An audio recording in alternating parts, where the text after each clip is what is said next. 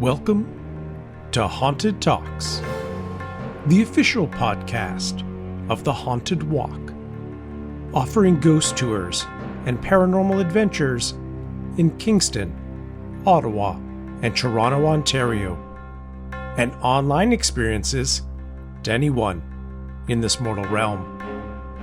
My name is Jim Dean. I am the creative director, and it is my privilege to be your haunted host for this episode.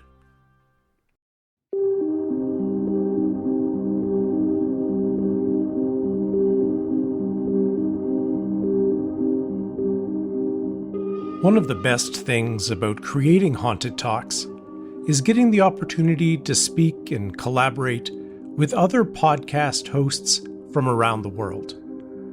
Each has their own unique take, personality, and way of doing things.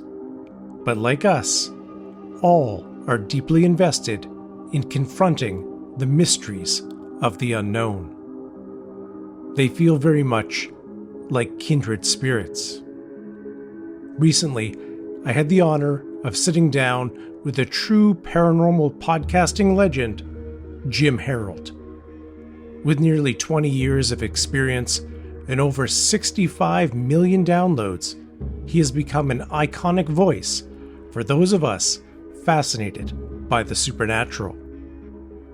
In our conversation, we delve into his journey from behind-the-scenes radio work to becoming a full-time podcaster.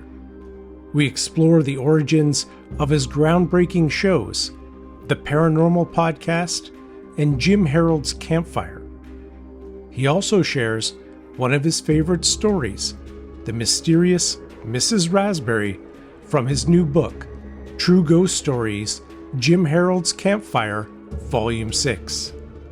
And stay tuned to the end of the episode to find out how you can win yourself a copy. Join us as we discuss the evolution of public attitudes towards the supernatural, the importance of storytelling in the genre, and what keeps Jim Harold inspired after nearly 2 decades of exploring the strange and the unexplained. But before we get to that, do you love ghost stories?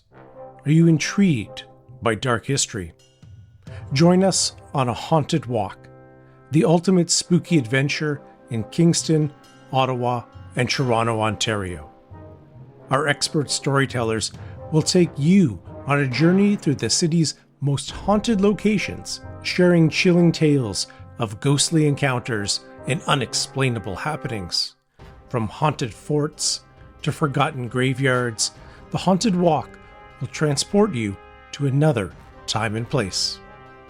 Join us on a spine-tingling adventure. Book your tickets now at hauntedwalk.com and save 15% at checkout by using the name of the show, Haunted Talks, all one word. On our website, you can also find information about our online experiences, which can be enjoyed from anywhere in the world. Spend an eerie night in with our Haunting at Home online paranormal adventure, or grab a spot around our virtual campfires and hear some of the best storytellers in the world share their favorite creepy tales. Information on our Haunting at Home, virtual haunted campfires, and our in-person ghost tours can be found on our website, hauntedwalk.com. Please follow, rate, and review the show wherever you listen. Whether you are a new listener or an old friend, we want to see a sign of your ghostly presence. Be sure to follow us on Facebook and Instagram at Haunted Walk for our latest updates, new episodes, blog posts, and spooky memes.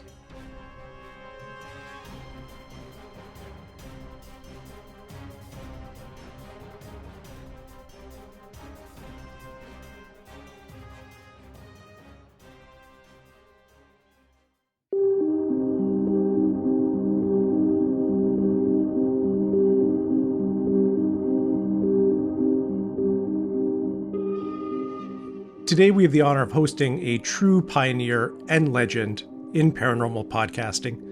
With close to 20 years of experience and more than 65 million downloads, he has become a trusted voice in the world of the unexplained.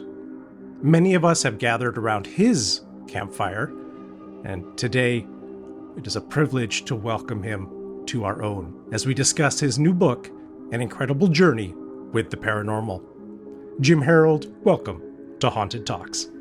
Yes, we've got the new book coming out, True Ghost Stories, Campfire 6, Volume 6, and really very excited for people to pick it up. It's from I do a show called Jim Harold's Campfire, as you referenced, and these are 65 stories, some of our favorites from the podcast. And Jim, I thank you for allowing me to come on your show, talk about the book, talk about the podcast, my kind of personal journey in the paranormal, and just one of those things where I always love meeting other podcasters out there, particularly on the paranormal, and it's always great to make a connection. So I'm so glad to be here with you and your great audience.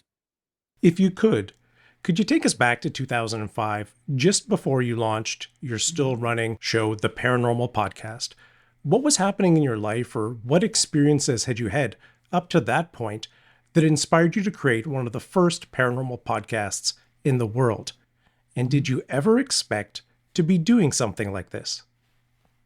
I did not expect to be doing something like this, and especially not 19 years later. So, and I never thought it would be my full-time job for what has been the last, 12 years. I'm very grateful. I'm very grateful for that. But where I was I had worked in radio for a number of years, but I worked behind the scenes. I'd gone to school and broadcasting school and so forth. At least in college, I focused on broadcasting. And was frustrated because I ended up behind the scenes on the ad side, which was great. I learned a lot, and a lot of that later became very useful. But I was very frustrated because I saw all these people in front of the mic, in front of the camera, doing these cool things. I didn't get to do it. I said, you know what? I'm hearing about this podcasting thing, and it sounds really interesting. And I listened to some of the professionals who were doing them, like Adam Curry and Leo Laporte. I'm like, I can't do what they do. But then I listened to some of the homemade ones. And I said, well, I can do that. So I said, well, what am I going to podcast on? And I thought, if this is anything that I'm going to stick with, it's got to be something that I'm not just podcasting for the sake of podcasting. It's got to be something that I'm legitimately interested in. Music, you couldn't do music. Unfortunately, still can't. Politics, I don't want to argue with people. Sports, what am I going to add? What do I know? I'm just a fan. But there was one thing. Ever since I was a little kid, watching In Search Of and Unsolved Mysteries and going to the library to the paranormal section and never finding enough books, there was one subject that always fascinated me and I always personally came back to, and that was the paranormal. And when I talk about the paranormal, I'm talking about all of it. Ghosts, UFOs, cryptids, because now paranormal has kind of become associated with just the ghost subject. But for me, it's all of it. So I said, well, I'll start this and see how it goes. It's a hobby. I think it was $20 a month. And I talked to my wife. I said, I know the budget is tight, which it was, but I'm going to do this. And she's like, yeah, you need an outlet. Go ahead and go for it. Start doing it for fun. Maybe it wasn't quite as consistent as I should have been. 2008, I got super consistent. And within a few months, I had my first sponsor. And I saw that as a sign from the universe. And off I went and went full time in 2012. But really, it came from a love of broadcasting and podcasting as outlet for that, and a love of the subject of the unknown. And the cool thing is, on both those cases, I'm just still as enamored with both things. I'm still fascinated by the tech of it and doing the broadcasting and all that cool stuff. But I am just as fascinated and maybe more puzzled than ever about the paranormal side. It still fascinates me. I'm still interested. And I still listen to and read things personally just for fun about the subject. And it's amazing that you can do this for almost 20 years and still find it interesting, which I do. So I think I'm in the right place, and I'm really appreciative of the opportunity. Couldn't agree more. I mean, it's one of those things, you go down one rabbit hole and all of a sudden several more open up. And it's kind of a never-ending quest, I guess, for knowledge or information or understanding. Now, the Paranormal Podcast is largely interview-based, where you speak with really interesting people who have certain perspectives or backgrounds related to the supernatural. In 2009, you had another idea, And that was to launch your second podcast, Jim Harold's Campfire, which has gone on to become one of the most successful podcasts, let alone paranormal podcasts, I would say, in the world. And it spawned 6 incredible books, including the one we're going to be discussing a little bit more today. What was the concept behind this second show, and where did that idea come from? And I'm also curious how those around you, in particular your family, responded when you told them the idea, okay, I'm going to do 2 shows now simultaneously. Well, my wife was fine with it.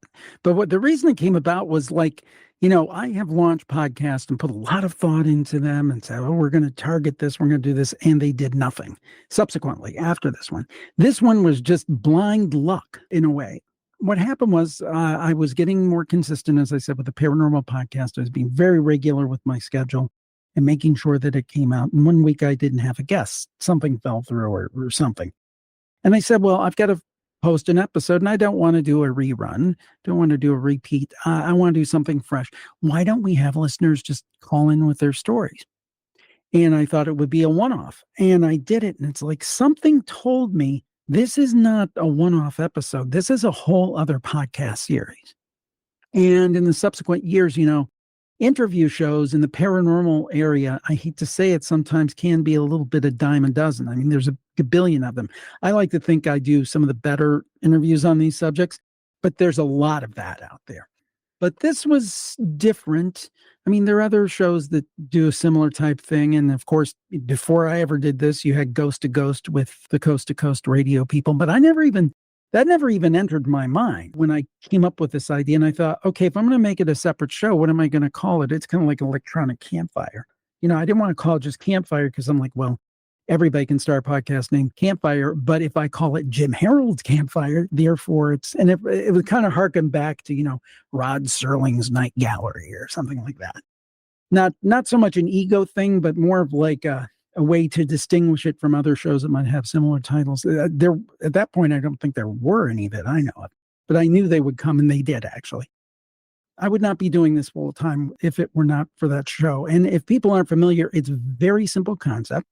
We're up to about 90 minutes a week now, and we usually have 9 or 10 different callers who tell their supernatural stories. Now, again, it can be ghosts, it can be cryptic creatures, it can be UFOs, it could be doppelgangers, time slips, what I call head scratchers. And so it's really a little broader than just ghost stories, although ghost stories are a huge part of it. For example, this book, a little bit of misnomer, True Ghost Stories, Jim Harold's Campfire, Volume 6, because there's also some other subjects in there, although there's a lot of ghost stories as well. But we kind of started the series with that name, so we've stuck with it. We think it's fascinating to hear real people's stories. And there's always something new, always something I've never heard. Even recently, I've had a story or two of things I've never heard of, or just kind of an odd situation. There's always something new around the campfire. I love doing it. And apparently the audience enjoys it as well. So we're so grateful that they do like it. And we have great people come on and tell their stories. I do have to thank you because during the pandemic, obviously, with our ghost tours, we were completely shut down for long periods of time. And obviously, we wanted to keep our business going and stay connected to our great followers and guests. So we created the idea that instead of doing a campfire with people calling in, we could put on what we called virtual haunted campfires, where we had ghost tour guides around the world who were also in lockdown or shut down. And we would all gather on Zoom calls with a big audience.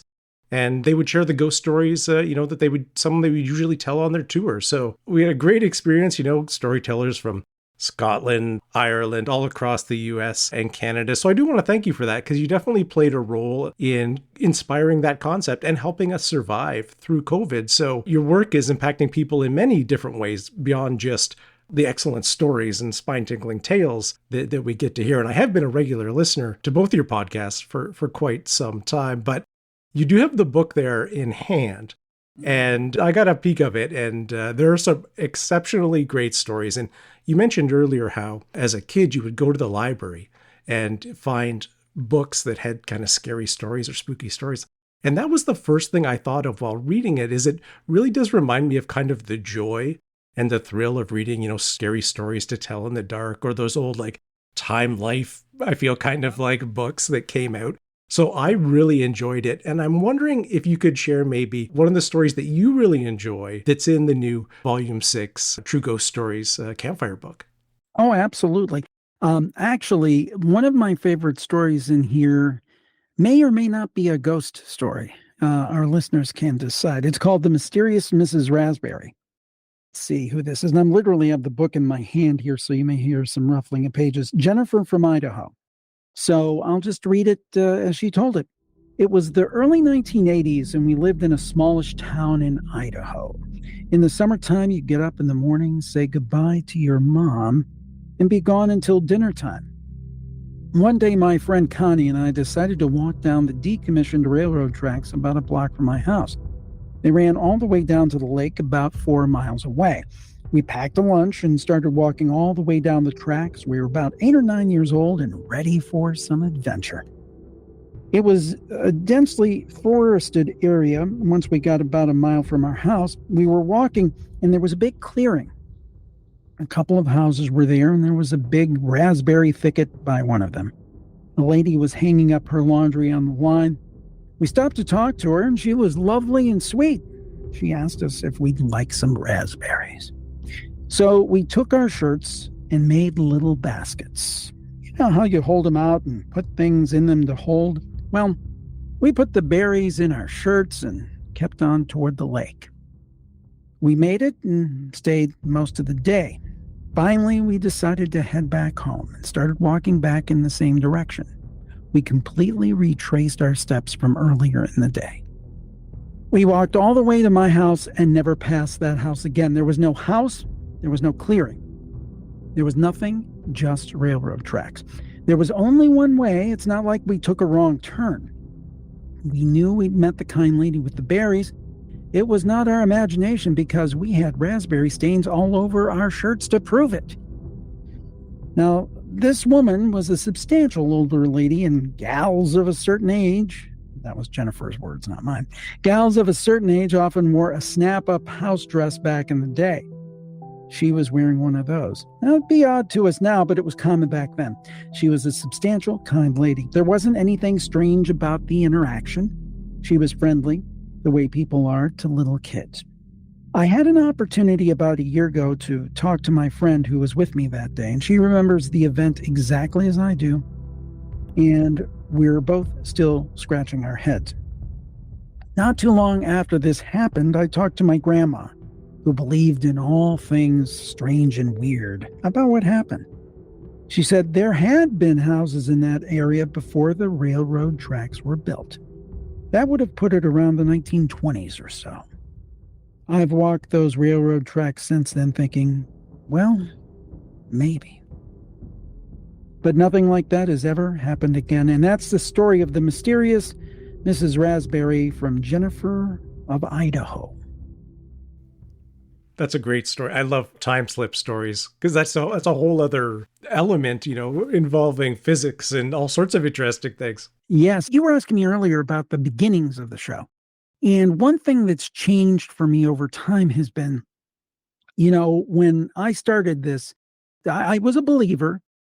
I thought ghosts are dead people, UFOs are space aliens, cryptids, Bigfoot's, if he exists as an animal.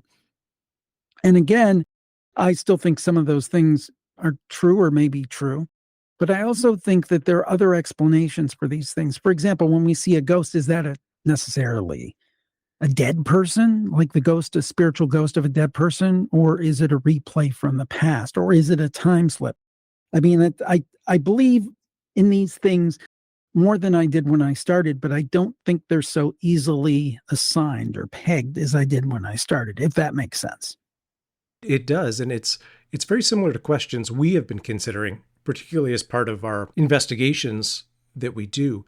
And the one possibility we're very much focused on right now is if what we normally describe as the paranormal is not something external of ourselves, but rather something internal that is created either by a group of people collectively trying to do something and that impacting the environment, or just that we are in ourselves somehow haunted, right? And some of us can see and experience things that maybe others of us can't, or to differing degrees at first. But this is, I think, a great story to lead into my next question for you, which is based on something you wrote in the introduction of the book. You wrote, "Some have asked me what I have learned in nearly 20 years of podcasting on the supernatural. I have no great wisdom to share, except that I am more convinced than ever that these experiences are real and say something about our world's true complexity. We live in a realm that we simply don't fully understand. These stories magnify our humanity, our wonder, and to some extent, our ignorance of what is truly happening behind the cosmic scenes." I love that quote, but it makes me wonder, why are you more convinced than ever that these experiences are real and say something about the world's true complexity? Well, for two reasons. One, I don't think all these people are lying, and I don't think all these people are mistaken. Now, first of all, I believe the vast majority of people who call into my show are being very sincere with what they're communicating, whether they experience something supernatural or not. Sometimes people do want to believe, like the X-Files, and they may assign a paranormal explanation to something, the leaky faucet or whatever the case may be. So that does happen. I don't deny that that happens. And I do unfortunately think, and I don't think it's so much with my show, although I'm sure a few have slipped in over the years, but I don't believe that hoaxing is non-existent. It does exist. People make stuff up. Okay. But you take those other two categories out there and you have sincere people who have experienced something that is truly bizarre, just like this story that we just shared. Now, to me, there are two explanations here, especially since Jennifer had the backup of her friend Connie. And she said, yeah, you remember this correctly. If it happened to one person, you could say, well, it was a dream, it was a TV show, they got it confabulated in their mind, that kind of thing. But when you've got two people collaborating, I mean, either Jennifer was making it up, which I don't believe she was, because there was no benefit to her making this up. And she seemed extremely sincere. I don't believe for a minute she made it up. And there was one track in and one track out. So the logical explanation, well, she just went down the wrong track. But there was one straight track. That was it. So to me, by definition, she experienced something extraordinary. Now, whether that is paranormal or that's some type of science, I don't know. So that in a microcosm, her story repeated many, many times over the years, people explaining things that have no ostensible logical explanation, people who strike me as very sincere. And that's why I'm more convinced than ever that something is going on. But what that something is, I am more confused than ever what it is exactly because I've become less certain, as I said before. So, for example, you were talking about, do we generate these things? I think about things like the Philip experiment, which I think was up in Toronto, if I'm remembering correctly, where basically a group gathered and created a ghost in the 70s, I believe it was, or the topic of something like thought forms, tulpas, those type of things. And the Canadian journalist Michael Clarkson did a great book on poltergeists, maybe about 10 or 12 years ago. I interviewed him about it. A hard-boiled Pulitzer Prize nominated journalist who came to the conclusion of poltergeists are real. And, a guy who covered the police for decades, not a soft touch by any means. Again, though, what it is, I mean, I look at something like DNA. We haven't fully understood DNA into the last few decades. But that doesn't mean it wasn't there in BC. It's been with us the whole time, but we didn't know about it. DNA shmee, we didn't know anything about it. But we've come to learn. And these things may be similar in the sense that these could be the science. It could be scientifically explained. Maybe it's the science of the 24th or the 25th century. Again, more convinced than ever that these things exist, less certain about what they represent or are. I'd like to ask you a little bit about UFOs, just because it's something I've been thinking about quite a bit recently. And this will kind of get into a two-part question about public perception, because I've been thinking about, well, what type of rational framework would someone need to reasonably believe that we are being visited by otherworldly beings, or maybe beings from Earth's future, but someone far outside of what would we consider a normal kind of existence.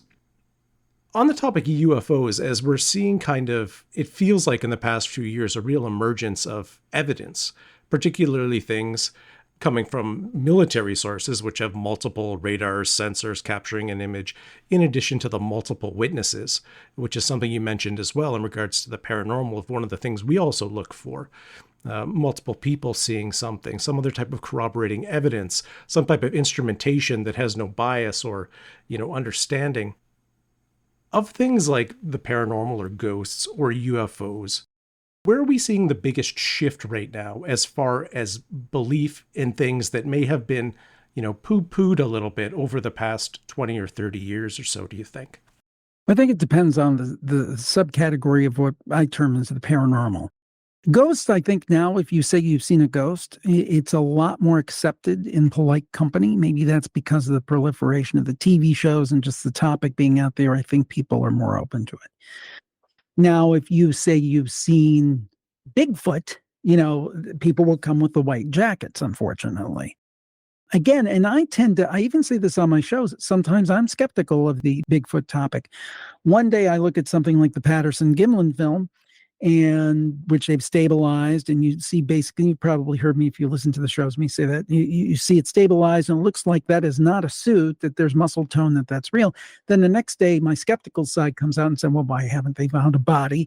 And I know all of the excuses and the reasons why folks say that they haven't, but still, I'm kind of ambivalent, or on the fence, I guess is the best phrase for Bigfoot. UFOs, I definitely think something's going on. Now, let's do something similar to what I did with the stories in general. Let's categorize them. Unfortunately, you've got those unfortunate people who hoax. That exists in the UFO area. Long time ago, I did one of the very early video podcasts where we would take clips from the internet and put them together.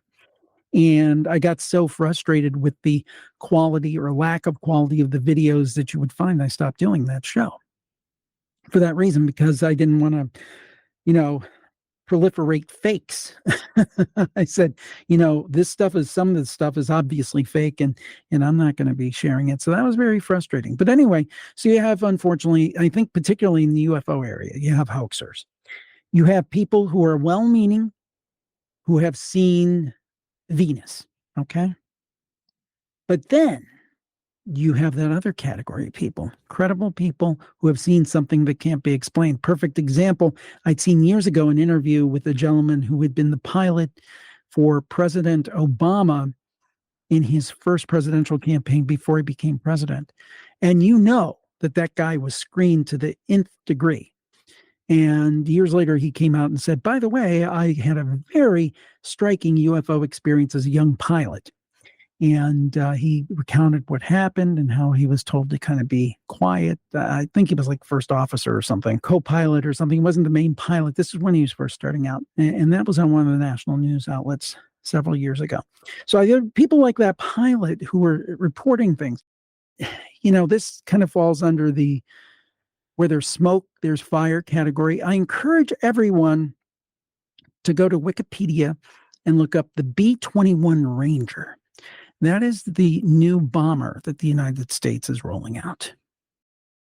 And they have a profile photo there. And look at that. And ask yourself, what does that remind me of?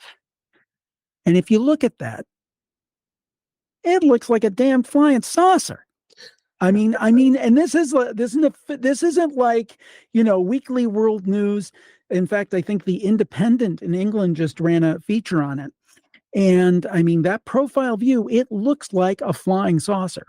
Now, folks could say, well, that's just a coincidence. It's a heck of a coincidence, folks. It's a heck of a coincidence. My theory is that over the decades, there has been some craft retrieval. There has been some reverse engineering. And I think that there has been some technology adaptation from those findings. I am in my 50s. And when I was a kid, we had one telephone in the house. It was a dial telephone, a black dial telephone hung on the kitchen wall with the heavy receiver that you could have used for a murder weapon. Now I have this guy here, the iPhone Pro Max 15. I can take 4K video with it. I can talk with anybody in the world. It's amazing the things that you can do with that phone. Far more computing power than got us to the moon. And again, I'm not underplaying man and womankind's ability to innovate, but boy, seems like we had some help somewhere, because between the end of the Second World War and today, technology has just advanced so quickly. And now we're seeing AI, and we're just at the beginning of that. And the good of it, and maybe the not so good. So the point is, I think we had some help, whether it was cooperative or if it's through reverse engineering and retrieval. I think that alone, to me, gives the old where there's smoke, there's fire kind of thought process. Not to mention the countless number of first-person accounts from credible people. Very interesting. And it kind of raises the question of stigma. And you're in a unique position where you've had such close interactions with such a large audience for an extended period of time. Do you think the stigma associated with things about speaking out about ghosts, paranormal, supernatural, UFOs, is that diminishing, do you think, over the span of your career? Or is it still something that a lot of people tread very lightly with? I think people do tread lightly with it. And I think I cut myself off. But what I was going to say is there's a hierarchy. Ghosts, I think it's pretty much acceptable now. If you say a few people might think, oh, but most people will say, yeah, that's reasonable. If you say a UFO, it's a little more, I don't know. If you say you've encountered an actual alien, that's a whole different level. And then if you say you've seen Bigfoot. So I think it depends on what the paranormal phenomena is. I think that all of it is trending better. I think it's just mere exposure to it. I think particularly the ghost subject has really come out of the woodwork in the last 20, 30 years, where it's become much more acceptable. So I think we're working towards it. Attitudes are hard to change, but I've always said this. I think if you take almost the hardest core skeptic, and they might say something like this, Jim. They might say, well, I don't believe in this stuff, but there was this one time. And then they'll tell you their story. Yep. And they'll say, of course it wasn't, I don't know what it was, but I think everybody has a story. And I think that is one thing that's hard for the, debunkers, the hardcore skeptics, because almost everybody, if they've not had a story, they definitely know someone they know, like, and trust, or know, love, and trust, who has had a story. Speaking of stories, is there a story you can share with us from your life as a paranormal podcaster that you haven't shared elsewhere before? Perhaps something that might surprise us, a guest who has a profound impact upon you, or maybe a story that has kept you up thinking deep into the night. You know what I think it is? I think the answer is, and I'm still not gotten perfection, not even close to this, is to appreciate life more and to appreciate your loved ones more. Because I can't tell you how many people I've talked to have said, I had this one pass, I had that one pass, I've had this experience, I've had that experience. So I think that it really may be one of the biggest lessons for me is the idea that we should treasure each day, try to get the most, in a good way, out of life that we can, because I do believe we go on. I believe that there is an afterlife, but our time here is limited, and we never know. You could say goodbye to somebody this morning, and that's the last time you see them. It is totally non-guaranteed, our continuing existence on this physical plane, at least. So I think that's the overarching lesson for me, is just to love life, appreciate life, appreciate good health, appreciate what you have, appreciate your loved ones, and make sure that they know that you love them. And I don't know, that might not have been the answer that you probably would have expected, but I think that comes up time and time again, how much people miss their loved ones. And even if they get the messages across, which I believe they do many times, I think it's really important to be present and do that. Sometimes I'm really good at that, and sometimes I'm really not, and I need to be better at it. That was an unexpected answer, to be honest.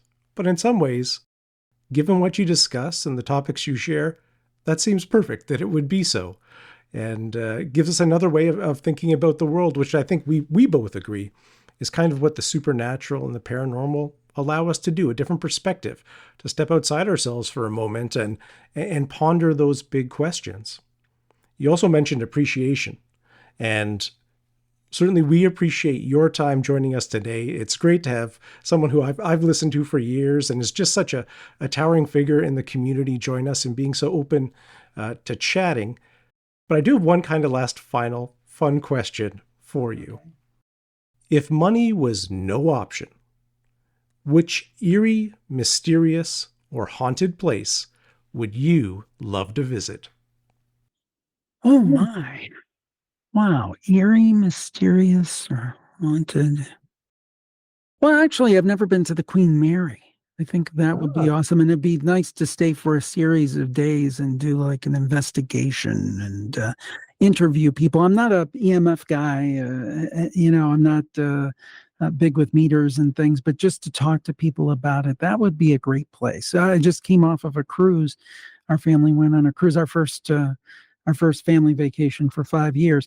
And that would be a cool place. I think the Queen Mary. Yeah, great choice. Well, Jim, thank you again for making the time. The book is True Ghost Stories, Jim Harold's Campfire, Volume 6. Jim, if people are interested in getting a copy of the book, or of course, listening to the Paranormal Podcast or Jim Harold's Campfire, where's the best place for them to go to get all that information? Actually, they can get all of the information at jimharold.com, JIMHAROLD.com. For the books, they can click right on the green button at the top of that page, and that will get them to all the Amazon links, Barnes & Noble links. Also, what's nice is we have that set up this year where you can click on that and it'll give you the international link. So it's not just for the States, but it's for Canada and everywhere else. Also, you can find it, I think, in almost all online bookstores around the world. You should just be able to search for that. Of course, the podcast, Jim Harold's Campfire, is available on Apple Podcasts, Spotify, or wherever you listen to this fine program. And Jim, I just want to say right back at you. Thank you so much for your time. It's good to connect with a kindred spirit, and I appreciate what you do, and thank you again for taking time today, and stay spooky.